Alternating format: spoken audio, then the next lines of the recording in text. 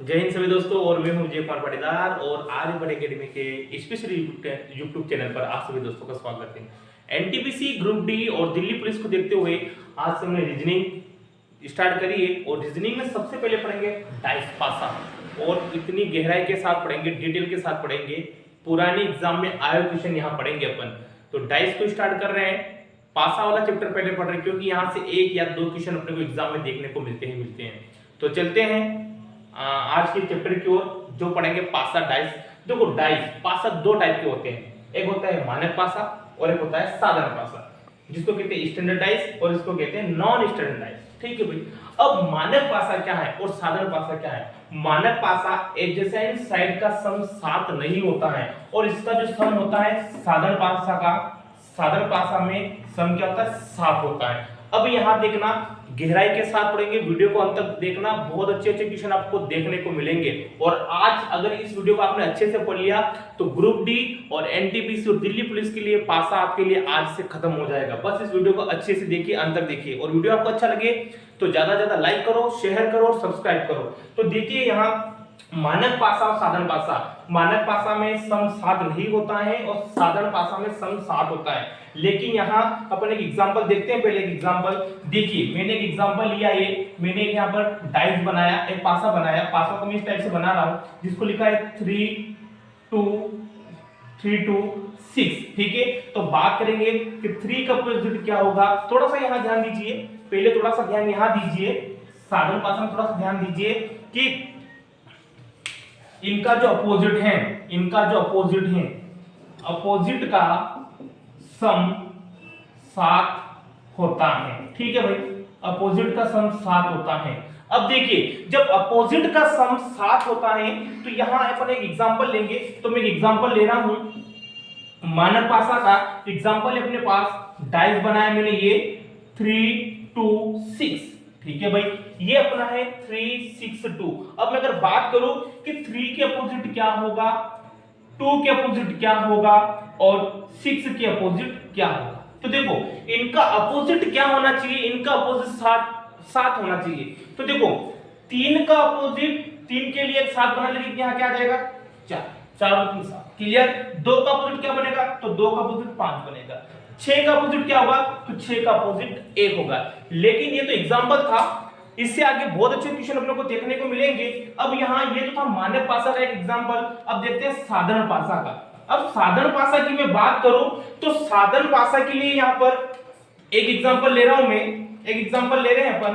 देखिए ये example question है, डाइस के अपने पास 6 1 2, इसका निकालना अपने को 6 के अपोजिट, 2 के अपोजिट और 1 के अपोजिट। तो देखिए इस बात को ध्यान देना, जब भी साधारण पासा निकालना हो, तो अपने पास डाइस मिनिमम मैक्सिमम कम से कम 2 डाइस होना चाहिए। एक डाइस से अपन साधारण पासा नहीं निकाल सकते, ध्यान देना इस बात को। और थोड़ा सा इस बात को यहाँ क्लियर कर लेना कि एग्जाम में जब भी आपसे पूछेगा तो 99% तो आपको साधारण पासा से ही क्वेश्चन पूछेगा। कभी कभार 1% क्वेश्चन जो है मानक पासा से आ जाता है। तो देखो ये तो थी बात, यहाँ पर सिंपल सी साधारण सी बात ही, समझने वाली बात ही। क्वेश्चन किस टाइप से आएंगे और किस टाइप से अपन सोल्व करेंगे, रूल्स के साथ देखना। मैं इसको यहाँ रब कर रहा हूं। तो देखिए अपन क्वेश्चन की ओर चल रहे हैं, पहले रूल्स पढ़ेंगे। तो देखिए यहाँ पर थोड़ा सा देखिए, यहाँ साधारण पासा नॉन स्टूडेंट साधारण पासा का अपने यहाँ पर एक एग्जांपल लिया है। इस टाइप से आपको डाइस देंगे, 2 डाइस हो सकते हैं, 3 हो सकते हैं, 4 हो सकते हैं, 6 हो सकते हैं, 1000 डाइस हो सकते हैं। लेकिन यहाँ पहले मैंने 2 डाइस लिए, इसको कैसे सोल्व करेंगे। तो देखिए जब भी साधारण पासा में 2 डाइस हो या 2 से अधिक डाइस हो तो इसको कैसे सोल्व करेंगे। तो यहाँ आपको 2 डाइस दिख रहे होंगे। अब 2 डाइस जो दिख रहे हैं तो इन डाइस में अपने को वो चीज देखना है, इस पहले वाले डाइस में और दूसरे वाले डाइस में, कि इसमें कॉमन चीज क्या है, इसमें कॉमन चीज क्या आ रही है। तो देखो यहाँ बात करें तो यहाँ पर क्या है, यहाँ 2 है और यहाँ क्या है 2 है। तो कहने का मतलब मेरा ये है कि अपना कॉमन क्या निकल कर आ रहा है, 2 निकल कर आ रहा है। अब देखिए, अब यहाँ 2, मैंने 2 को लिखो। अब देखिए अपने को जब भी चलना है क्लॉकवाइज चलना है, घड़ी के कांटे के हिसाब चलना। घड़ी का कांटा इस तरफ से ऐसे चलता है, ऐसे चलता है, ऐसे चलता है, तो अपने को भी ऐसे ही चलना है। देखो 2 के बाद क्या है 1, अपने को ऐसे नहीं चलना है, क्लॉकवाइज चलना है, ऐसे चलना है। 2 के बाद क्या है 1, तो मैंने 1 ले लिया। 1 के बाद क्या है 6, क्लियर, पहले पासे से लिए मैंने, क्लॉकवाइज चला, 2 लिया, 2 के बाद क्या 1 है, 1 के बाद क्या है 6। क्लियर, अब देखना यहां पर कॉमन क्या अपना 2 है, तो मैंने 2 लिया। ठीक है भाई, क्लॉकवाइज चलेंगे, 2 के बाद क्या है 4 लिया, 4 के बाद क्या है 3, तो मैंने 3 लिया। ठीक है भाई, अब जो भी पूछे, अगर पूछ लेगा कि 6 के विपरीत क्या है, तो आप बताएंगे, आप बताओगे कि 6 के विपरीत अपना क्या है 3 है, तो 6 के विपरीत अपना क्या है 3। क्लियर, अगर पूछ ले कि 4 के विपरीत क्या है, तो अपन बताएंगे कि 4 के विपरीत क्या अपना 1 है। क्लियर, अगर पूछ ले कि 2 के विपरीत क्या है, तो मोस्ट इंपोर्टेंट क्वेश्चन बात देखने वाली बात यह है कि 2 के विपरीत अपना क्या होगा। तो इस बात को अच्छे से समझ लेना, दिमाग में बिठा लेना कि 2 के विपरीत क्या है। तो 2 के विपरीत अपना आंसर वो निकल कर आएगा, इस पासे में जो संख्या नहीं है, इस पासे में जो संख्या नहीं है, तो देखो 1 है, 2 है, 3 है, 4 भी है, 6 भी है, लेकिन 5 नहीं है। तो 2 के विपरीत क्या निकल कर आएगा, 2 के विपरीत 5, तो अपना आंसर क्या निकल कर आएगा 2 के विपरीत 5। क्लियर, समझ लेना, थोड़ा सा यहां नोट करके ध्यान देना, थोड़ा सा नोट करके बता रहा हूं मैं आपको।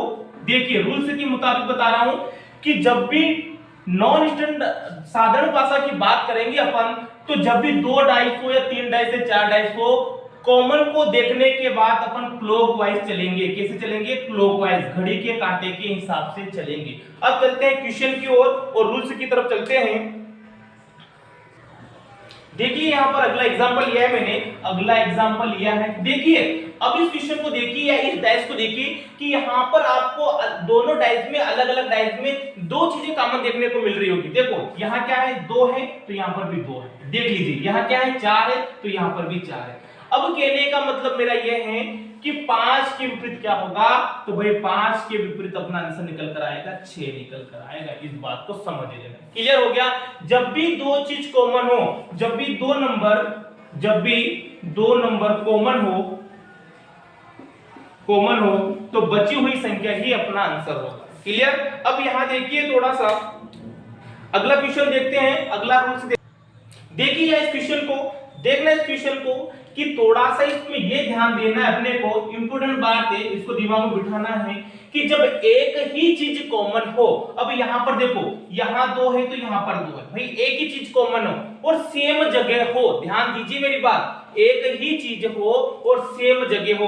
अब यहां पर 2 है, 2 इस जगह तो 2 इस जगह, क्लियर, 2 यहां पर है, 2 यहां पर है, तो 2 यहां पर भी है, दोनों सेम जगह, मतलब 2 ऊपर है तो यहां पर भी 2 ऊपर है। ठीक है, एक ही चीज कॉमन हो और सेम जगह हो तो क्या निकालेंगे, देखिए 5 के विपरीत क्या हो जाएगा, तो 5 के विपरीत 6 और 4 के विपरीत क्या हो जाएगा 1। एक नियम तो ये कहता है, एक रूल से तो ये कहता है, या फिर इसको इस टाइप से कर लीजिए आप, मैं बता रहा हूं कि जो कॉमन हो, कॉमन क्या है 2 कॉमन है, तो भाई ये 2 लिया मैंने, क्लॉकवाइज चलना है, 2 के बाद क्या है 4, 4 के बाद क्या है 5, क्या चीज कॉमन है 2, 2 के बाद क्या है 1, 1 के बाद क्या है 6। ठीक है, वही आ गया, 1 के विपरीत 4, 5 के विपरीत 6। और अगर 2 के विपरीत पूछे तो 2 के विपरीत क्या आंसर निकल कर आएगा, जो इस पासे में नहीं है, क्या नहीं है 3। क्लियर हो गई बात, चलते हैं अगले क्वेश्चन की ओर। देखो यहाँ अगला क्वेश्चन दिया हुआ है, अभी तक अपन 2 डाइस सोल्व करे थे, अब यहाँ पर 3 डाइस है, कितने 3 डाइस है। अब देखना ये पूछ रहा है कि 2 के अपोजिट क्या होगा। अब भाई कंफ्यूज वाली बात ये है कि इन 3 डाइस में से कौन से 2 डाइस लेंगे, तो देखिए मेरी बात, अपने को वो डाइस 2 डाइस लेना है जिनमें एक ही चीज कॉमन हो। पहले इन दोनों डाइस को पकड़ते हैं अपन, पहले इन दोनों डाइस को पकड़ते हैं, तो देखो यहां पर क्या कॉमन है भाई 3 कॉमन है, और यहां पर क्या कॉमन है 3 कॉमन है, भाई चलेगा। लेकिन यहां पर भी 6 है और यहां पर भी 6 है, एक ही पासे में 2-2 चीज कॉमन आ रही है। तो देखिए मैंने क्या बोला था, जब भी 3 पासे हो, 4 पासे हो, 2 पासे ऐसे देखना है जिसमें एक ही चीज कॉमन हो। तो देखो यहां तो 3 कॉमन है तो यहां पर भी 3 कॉमन है, यहां 6 कॉमन है तो यहां पर भी 6 कॉमन है, तो इस पासे को अपन नहीं लेंगे। देखो यहां 3 कॉमन है तो यहां पर भी क्या कॉमन है 3 कॉमन है। क्लियर, तो देखो अब देखिए क्लॉकवाइज 3, 3 के बाद क्या है 2, 2 के बाद क्या है 6। ठीक है भाई, यहां क्या चीज कॉमन है 3, 3 के बाद क्या है 5, 5 के बाद क्या है 4। ठीक है भाई, अब देखना पूछा क्या है 2 के अपोजिट क्या होगा, तो अपना आंसर निकल कर क्या आ रहा है कि 2 के अपोजिट अपना क्या निकल कर आ रहा है भाई, 2 के अपोजिट अपना 5 निकल कर आ रहा है। 6 के अपोजिट पूछे तो 6 के अपोजिट 4, 3 के अपोजिट पूछे तो भाई बताओ 3 के अपोजिट क्या आएगा, जो इस पासे में नहीं है, मतलब 3 के अपोजिट अपना 1 निकल कर आएगा। क्लियर। अब अलग टाइप से क्वेश्चन करते हैं जो एग्जाम में बहुत बार आता है, उस टाइप के क्वेश्चन को करते हैं अपन। देखो ओपन डैश की बात करते हैं, एक क्वेश्चन को इस टाइप से पढ़ते हैं, बहुत अलग अलग तरह से क्वेश्चन पढ़ेंगे अपन, जिस टाइप से जितने भी डैश में क्वेश्चन होते हैं सारे क्वेश्चन आज पढ़ेंगे।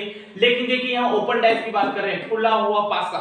अब देखो खुले हुए पासे, इस पासे को अपन कैसे सोल्व करेंगे, किसी भी एक कोना को पकड़िए, या तो यहां से पकड़ो इसको, या यहां से पकड़ो, या यहां से देखिए इसको। ठीक है भाई, अभी 4 को 4 से नहीं कर सकते, इसको इस कोने से नहीं कर सकते। क्यों नहीं कर सकते भाई, या तो ये ऊपर होना था, या इसके बाद यहाँ पर एक डाइस और होना था, एक डिब्बा और होना था, लेकिन नहीं है, तो इसको यहां से अपन सोल्व नहीं करेंगे। तो किसी भी एक कोने को पकड़ो, इसको तो या तो यहां से सोल्व करो, यहां से करो, या फिर यहां से करो। ठीक है भाई, मैं यहां से शुरुआत कर रहा हूं, देखो यहां से शुरुआत कर रहा हूं।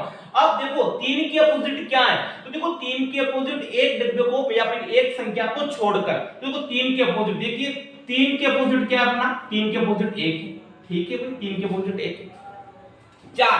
4 के अपोजिट क्या है, 4 के अपोजिट 6, 4 के अपोजिट 6 है, या 6 के अपोजिट 4। क्लियर। अब बचा क्या है, 2 और 5, तो 2 के अपोजिट क्या हो गया, 5 हो गया। क्लियर, 2 के अपोजिट क्या हो गया, 5 हो गया। ठीक है भाई, अब कुछ भी पूछ लेगा किसके अपोजिट क्या है, तो देखो 3 के अपोजिट 1 है, 4 के अपोजिट 6 है, 2 के अपोजिट 5। क्लियर। इस टाइप से और क्वेश्चन करते हैं अपन आगे। देखो यहां अगला क्वेश्चन दिया हुआ है, इसको देखते हुए बताना कि इन 4 में से कौन सा बनेगा। ध्यान दीजिए, इस डाइस को देखते हुए भी ये बताना है कि इन चारों ऑप्शन में से कौन सा पासा बनेगा। तो देखो इसको सोल्व करेंगे, ध्यान दीजिए, पहले तो मैंने ये बताया था कि इस डाइस में से किसी भी एक कोने को पकड़िए। भाई इसको यहां से सोल्व करना स्टार्ट कर रहे हैं, एक संख्या को छोड़कर। यहां पर क्या दिया हुआ, n, तो ये n। क्लियर। n के अपोजिट क्या है, तो n के अपोजिट है बराबर, तो मैंने लिख दिया यहां पर बराबर। ठीक है भाई, n के अपोजिट क्या है, बराबर। अब यहां देखो o या 0, 0 के अपोजिट क्या है, तो देखो 0 के अपोजिट क्या है भाई, 0 के अपोजिट वर्ग है, तो मैंने वर्ग कर दिया। ठीक है भाई, 0 के अपोजिट क्या है, वर्ग है। ध्यान दे लो, एक संख्या को छोड़कर किसी भी एक कोने को पकड़ो, या तो यहां से शुरुआत करो या यहां से शुरुआत करो। ठीक है भाई, अब देखो n मैंने एक संख्या छोड़ी, n के बराबर क्या है, तो n के अपोजिट क्या है, बराबर है। 0 के अपोजिट क्या है, तो 0 के अपोजिट वर्ग है। क्लियर। अब बचा क्या, रेड ट्रायंगल, तो ट्रायंगल के बराबर क्या है, तो प्लस बचा था। क्लियर। क्लियर। अब देखना है इन 4 पासों में से कि कौन सा पासा बनेगा अपना। अब मेरी बात को थोड़ा सा समझिए यहां पर, और इस बात को अच्छे से दिमाग में बिठा लीजिए।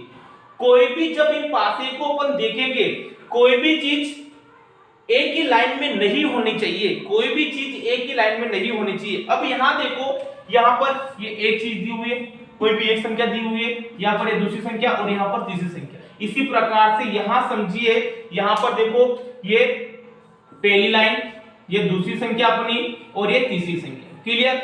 अब देखना मेरी बात को एक बार और समझ लो कि कोई भी, जैसे यहां पर देखिए, यहां पर वर्ग दिया हुआ है, 0 दिया हुआ है, प्लस दिया हुआ है, कोई भी दो संख्या एक ही लाइन में नहीं होने चाहिए। अब यहां देखो, देखो यहां क्या है, 0 है, तो भाई 0 है।